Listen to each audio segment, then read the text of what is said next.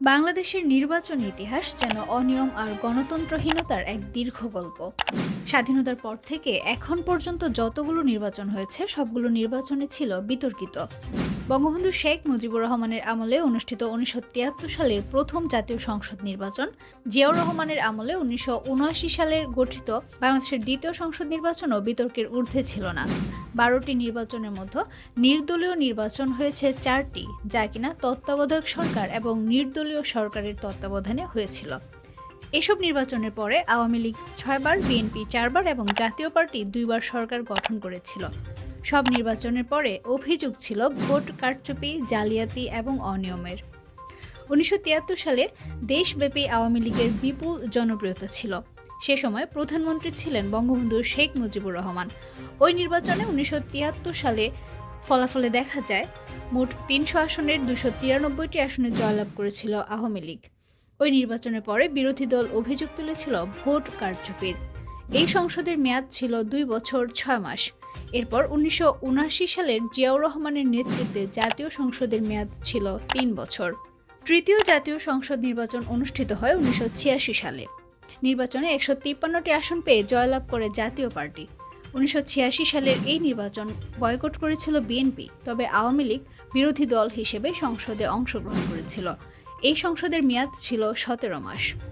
এরপর ১৯৮৮ সালে অনুষ্ঠিত হয় চতুর্থ জাতীয় সংসদ নির্বাচন। নির্বাচনে আওয়ামী লীগ সহ প্রধান রাজনৈতিক দলগুলো নির্বাচন বর্জন করেছিল।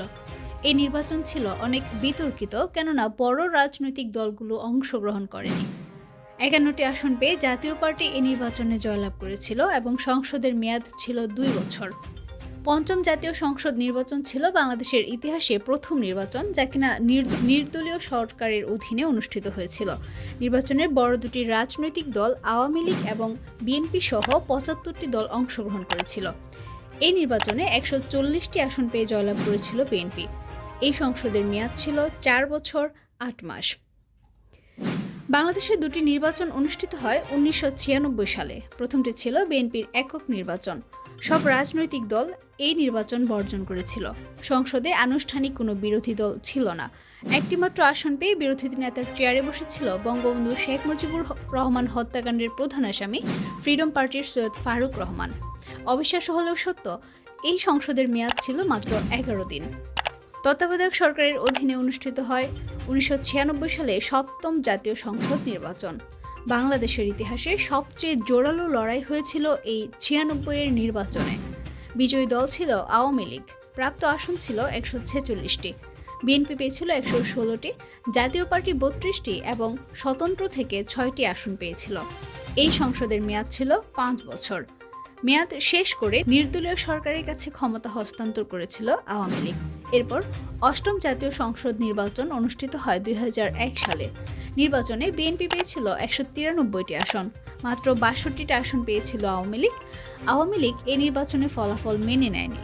বিএনপি সরকার গঠন করলে আওয়ামী লীগ সংসদে যোগ দিতেও আপত্তি জানিয়েছিল। তারপর একসময় আওয়ামী লীগ সংসদে বিরোধী দল হিসেবে যোগ দেয়। এই সংসদের মেয়াদও ছিল ৫ বছর। ২০০৭ সালে তৎকালীন বিএনপি সরকারের বিরুদ্ধে জনগণের তীব্র আন্দোলনের মুখে রাজনীতিতে হস্তক্ষেপ করে সেনাবাহিনী। দেশে জরুরি অবস্থা জারি করা হয়। সেনাবাহিনীর তত্ত্বাবধানে তত্ত্বাবধায়ক সরকারের অধীনে অনুষ্ঠিত হয় নবম জাতীয় সংসদ নির্বাচন। নির্বাচনে আওয়ামী লীগ ২৩০টি আসনে জয়লাভ করে।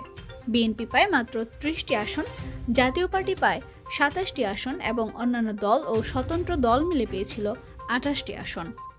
নির্বাচন পূর্ব সহিংসতার দিক দিয়ে দশম জাতীয় সংসদ নির্বাচন সব রেকর্ড ছাড়িয়ে গিয়েছিল। তফসিল ঘোষণার পর থেকে ভোটের আগের দিন পর্যন্ত নিহত হয়েছিল ১২৩ জন।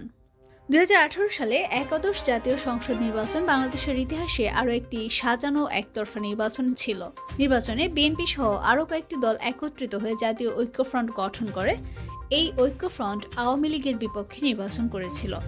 এই নির্বাচনে আওয়ামী লীগ একাই ২৫৮টি আসন পেয়েছে বলে ঘোষণা করে। এই নির্বাচনে চূড়ান্ত পর্যায়ের অনিয়ম হয়েছিল। বিবিসি সহ আন্তর্জাতিক গণমাধ্যমের কাছেও ধরা পড়েছিল ভোটের আগের রাতেই ব্যালট পেপার ভর্তি বাক্স। জনগণের কাছে এই নির্বাচন রাতের নির্বাচন হিসেবে পরিচিতি পায়। এরপর দ্বাদশ জাতীয় সংসদ নির্বাচন অনুষ্ঠিত হয় 2024 সালে। এই একতরফা নির্বাচনের প্রস্তুতি দেখে তা বয়কট করে বিএনপি, জামাত সহ অন্যান্য রাজনৈতিক দলগুলো। প্রতিপক্ষবিহীন নির্বাচনকে জমজমাট করতে অভিনব কৌশলের পথ অবলম্বন করে আওয়ামী লীগ। এই নির্বাচনে জাতীয় পার্টি এবং জাসদ সহ স্বতন্ত্র প্রার্থীদেরকে মাঠে নামানো হয়। শেখ হাসিনা নিজেই এসব দলের প্রার্থীদেরকে ডামি প্রার্থী হিসেবে উল্লেখ করেন। এতে দেখানো হয়েছে এই নির্বাচনে 298টি আসনের মধ্যে 223টি আসন পেয়ে জয়লাভ করে আওয়ামী লীগ। স্বতন্ত্র প্রার্থীরা ছিলেন 61টি আসনের বিজয়ী। বিরোধী দল জাতীয় পার্টি পায় মাত্র 11টি আসন। এই নির্বাচনকে দেশ এবং দেশের বাইরে আন্তর্জাতিক মহল ডামি নির্বাচন হিসেবে আখ্যা দিয়েছিল।